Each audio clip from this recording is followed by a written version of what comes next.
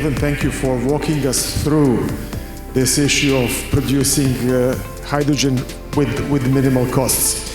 The second presentation of the day will be, it is named Clear Hydrogen Overview and Outlook, and it will be presented by Tim Evison, Senior Vice President of Green Hydrogen from Messer SC and Company KGaA.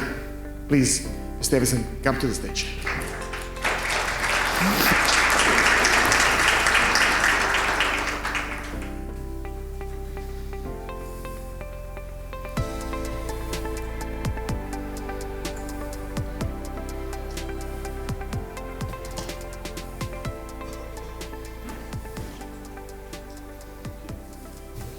So I don't have a microphone, so I'll need to stay here. But thank you for the opportunity to speak today. And I wish to give you an introduction or an overview of Messer's activities in hydrogen. Messer, of course, represented here in Serbia by Messer Tenogas. We, around the world, are the world's largest privately held specialist for industrial gases. And we have a particular interest in hydrogen. It's been with us since the beginning. 100 years ago, we were already operating electrolyzers. That was the way to produce oxygen at the beginning of our company's history. Hydrogen was a byproduct, and we already had patents at the beginning of the 20th century to use hydrogen because we were keen to sell what was a byproduct that was emerging from our production plants. Of course, that was long history, long replaced by production by steam reforming for hydrogen and production of air gases from air separation plants. We're now looking back towards the electrolyzer, of course, as a way of producing renewable and zero-emission hydrogen, and very good it is too. Oh. No? Then maybe I'll just click here. Okay. So,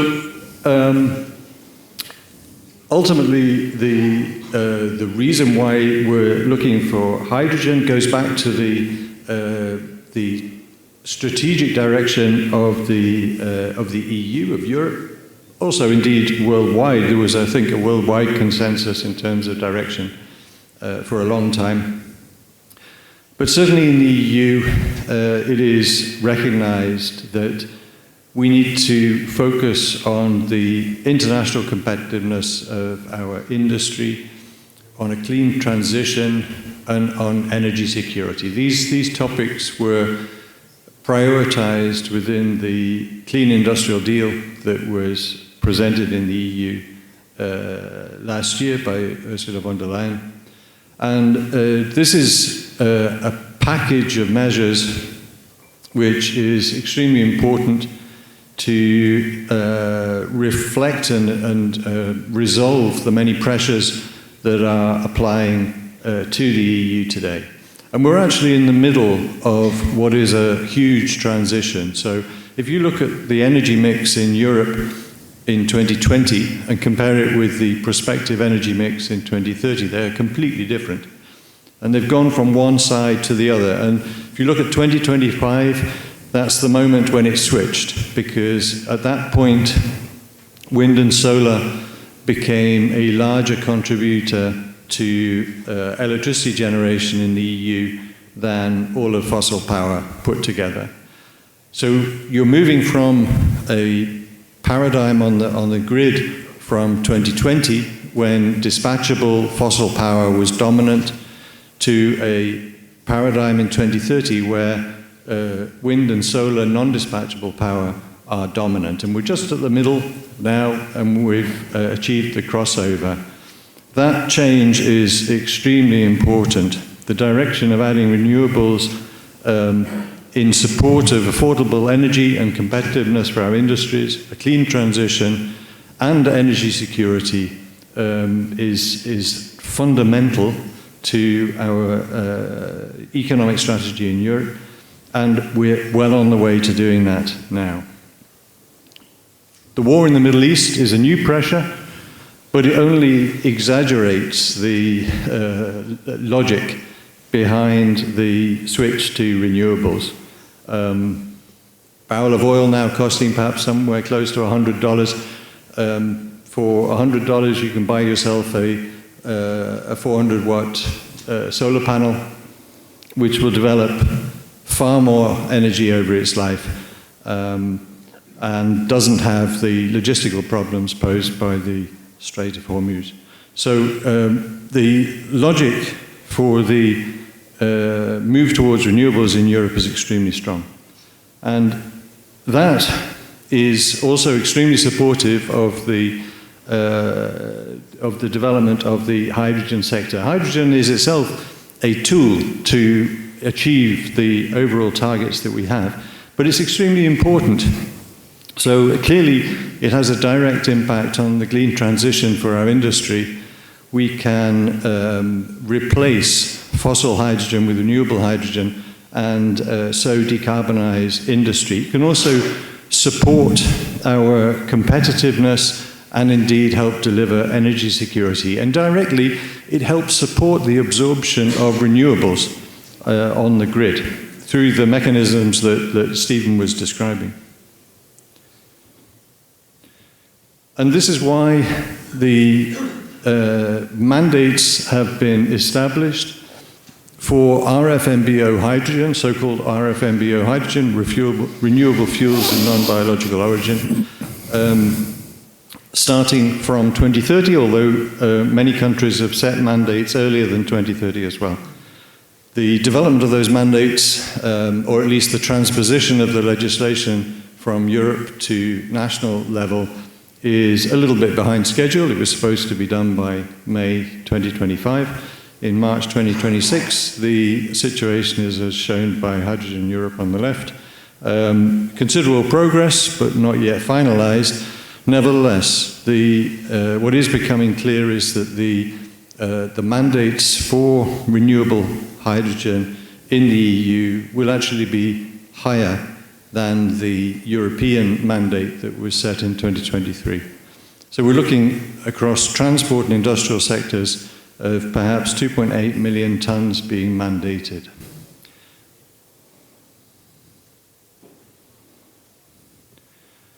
Now, the linkage between hydrogen and the grid is extremely important, indeed, to optimize the costs. And what we as MESA look at when trying to provide an optimal service to an industrial or a mobility customer is how to optimize this whole system in order to deliver the most appropriate costs.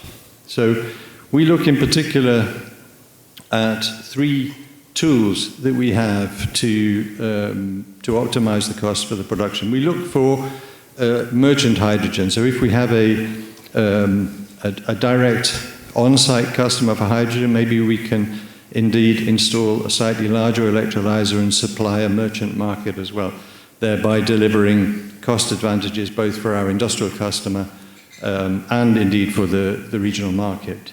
We look at all the co-products. I said at the beginning that in the early part of the 20th century we were producing oxygen and hydrogen was the byproduct. Today it's the other way around. We produce hydrogen, but we have oxygen as a byproduct. And there are opportunities, or there can be opportunities, to monetize that co-product, and that also helps support the business case for the investment.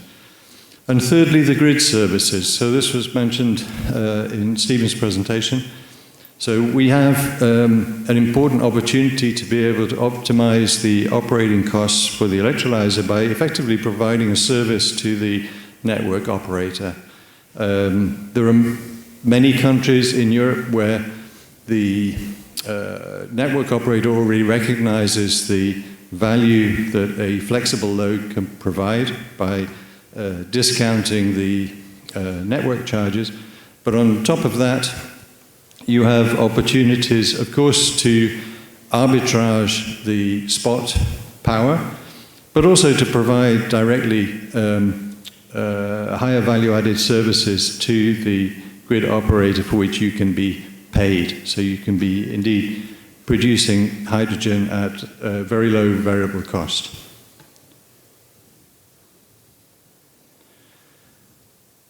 We are, as a company, already investing in hydrogen production.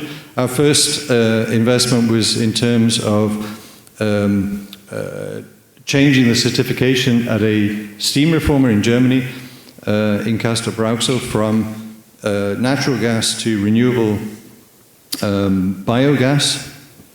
So we were then able to certify that as biogenic hydrogen. We've also been sourcing hydrogen from third parties, for example, from Life in France. But we've also been investing in our own facilities. So in China, we're operating a 5 megawatt electrolyzer. We did from 2023, in fact, but we changed the electrolyzer out. We had some problems with the first one that we installed. We've now installed a second one from Longyi, which is working very well. And that is supplying both industrial customers, but also a refueling station in Chengdu. We're currently building in Germany a 10 megawatt electrolyzer. This is in joint venture with the city of Düren, which is not too far away from Cologne. And it's intended to supply, or will supply, logistics and passenger transport services in the region of Jülich. We're also building a 25 megawatt electrolyzer in Belgium. This is a joint venture together with the largest food retailing group in Belgium. And it too will be serving largely logistics, but also some industrial projects. Indeed, we've already signed some industrial contracts. And we're applying for a concession in Spain, in the port of Barcelona, to produce hydrogen there. So whether city logistics or the logistics involved in food retailing or port logistics, all of these are areas where we believe we can contribute to the decarbonization in Europe with local production. So this is a current picture of the state of play in Jülich in Germany. So the plant is currently being commissioned. You can see on the, at the top in the middle, you can see 3 trailer hydrogen bays where we'll be filling 380 bar trailers very shortly. The electrolyzers at the bottom, 2 5 megawatt electrolyzers, currently being commissioned by Neumann and Esser. And the buildings in the middle are compressors. We actually have 2. You can see there's one smaller building, one larger building. The larger building is actually a compressor that's under test. The 2 compressors together will actually enable us to double the capacity at this site.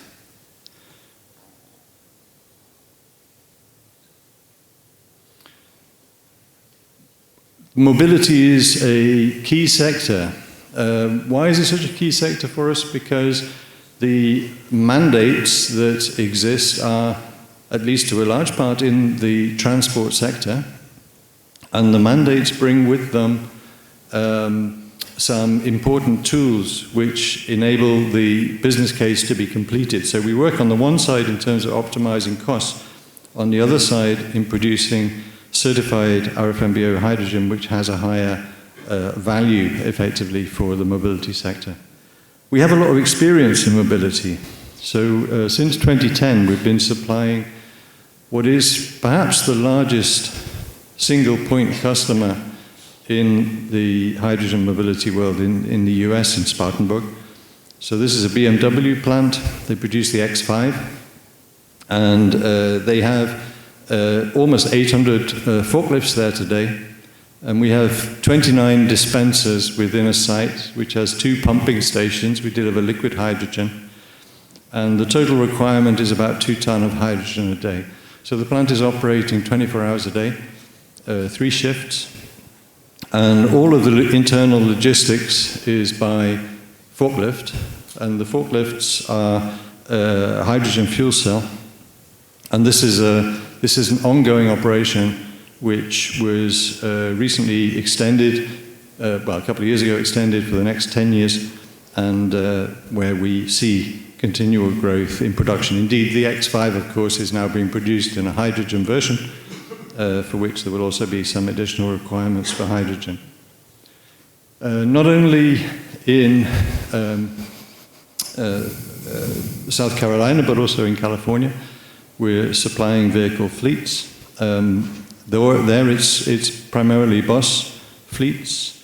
For example, with AC Transit, we've also had very long-term experience, and we're currently discussing further facilities that they will require. In Eastern Europe, we went in support of the European Commission on a roadshow over the period, the end of 22 to 2024, 3 different roadshows in Eastern Europe, demonstrating to logistics operators and passenger transport executives around Europe how hydrogen mobility can indeed be realized, how practical it is, and we brought the equipment together with our partners from Toyota Caetano Bus to show to the companies that we met. In Kerpen, we're now operating a refueling station supplying 26 fuel cell buses. This situation is one that is developing because the fleet is expanding. It's now one of the largest mobility operations in Germany.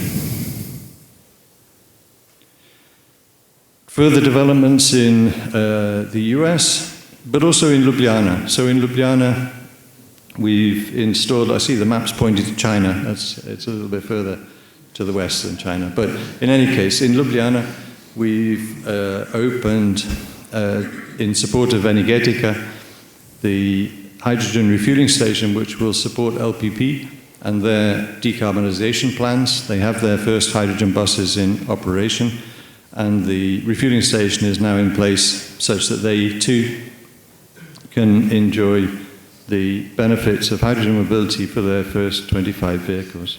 So this is what the station looked like on its opening a couple of weeks ago.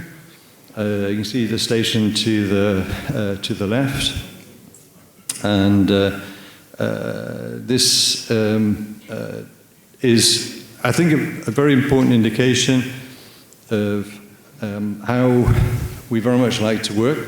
So we don't work in that we install production and then look for applications or customers. We very much work the other way around. So the relations with LPP in Ljubljana are built on contacts that were long in the making. I think the first time we were discussing about hydrogen mobility was perhaps in 2021, and the process has now developed such that we have the refueling station installed, and the first of the intended fleet of hydrogen vehicles are there, and the service is now being provided. And now we're discussing the next stages, which include also potentially electrolyzers that need to be installed in the region in order to be able to provide RFNBO hydrogen in the future. We're also going together with Toyota Tsusho in order to provide a comprehensive service to mobility customers. So I mentioned that we're currently applying for a concession in the Port of Barcelona. That's together with Toyota Tsusho in our joint venture called Symphony.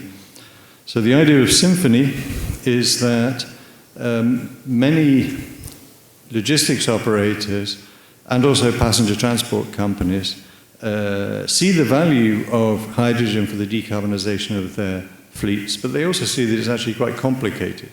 Complicated because not only do I have to deal with new vehicles, but I have to deal with new technology. It's no longer simply a tank with a hose to be able to refill a vehicle, but it's high technology, high pressure refueling equipment. And I need to obtain hydrogen, which is itself then a third topic that suddenly I have to deal with. And we're trying to make it as easy as possible for logistics operators to take advantage of the benefits of hydrogen by providing a complete service to them, in which we not only provide the hydrogen, not only provide the refueling station, but also will provide the vehicles, so that the logistics operator can begin their journey towards decarbonization on a purely euro per kilometer basis, and in that way take the first steps perhaps towards their fully decarbonized fleet. As an example, we've announced a trial of this concept with the customer I mentioned in Keppen, and this will be starting this summer. So as I said, Massa's world's largest privately held specialist for industrial gases. We have 125 years of history. That's our head office in Bad Soden in Germany, which is where I'm based. And Gas here in Serbia is ready and able to supply fuel cell grade hydrogen today to the ISO standard, which is so important for fuel cell operations because there are some impurities, of course, that can very badly affect fuel cell vehicles if not controlled, but we are the experts. We know what we're doing in that regard. We can certainly provide fuel cell grade hydrogen. And we're ready to produce renewable hydrogen here too. Indeed, we're actively looking for sources across Eastern Europe in order to be able to meet the demand that is inevitably arising from the mandates being applied. Thank you very much.